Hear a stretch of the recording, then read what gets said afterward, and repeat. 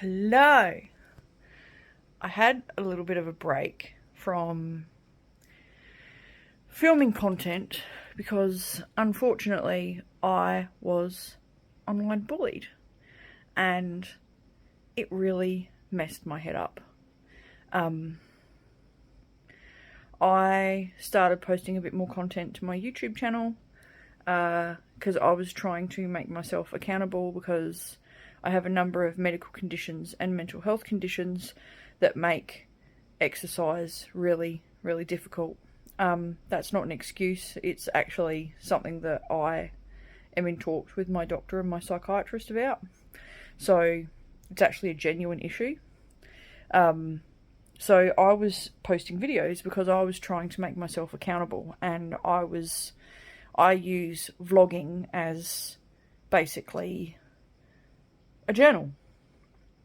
And I quite often look back on things that I post so that I can go, oh shit, like, look how far I've come. So I was vlogging about my challenges and wanting to be accountable to getting healthier again. And unfortunately, I had comments like, just get out and exercise, stop being so full of yourself, you'd look much nicer if you didn't ruin yourself with tattoos. People with autoimmune disease commented and said, I've got insert diagnosis and I'm able to exercise, so if I can do it, you can do it. And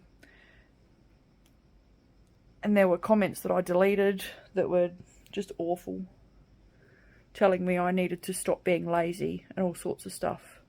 Now, what I chose not to disclose in these videos was that when I was recording them a little while ago, I'd only just found out I was pregnant. I'm now 13 weeks pregnant. So I'd only just found out. So being in the early stages of pregnancy further limited me in terms of what I could do, not to mention the toll that it's taking on my body. Yes, I chose to get pregnant. Yes, I chose this. But it was just really super shit how people made an assumption that what I was putting out there was 100% the full story, and it wasn't, because I tell you what I want you to know. That's the way social media works. That's the way platforms like this work. You tell people only what you want them to know. And I didn't want anyone to know I was pregnant. So I said nothing. And I got a lot of really shit comments. And it really messed my head up. And it reached a point where, like, I had to have an appointment with, like, an unscheduled appointment with my doctor because I couldn't manage.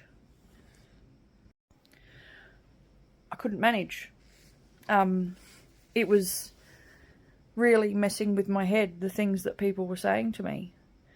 And it was all coming from people that couldn't be fucked, going through my content and actually finding out my history.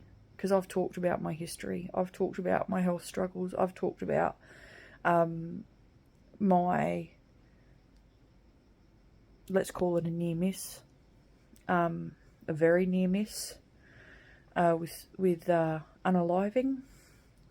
So I've talked about a lot of stuff that contributes to why I am the way that I am. And it was really shit for people to just assume that what they'd seen on a few shorts on face value was that I was fat and I was lazy. And that also bothered me because when skinny people are making videos and holding themselves accountable, I don't see people slagging them off and bullying them. I mean, it probably happens, but I don't see it. But if you're an overweight person like me, oh man, the insults, they do so much damage. Anyway, my case in point is, don't assume that everything you see on social media is the full story, because it's probably not. There's always more to the story. And if you can be anything at all, be kind. You don't need to be a shit cunt.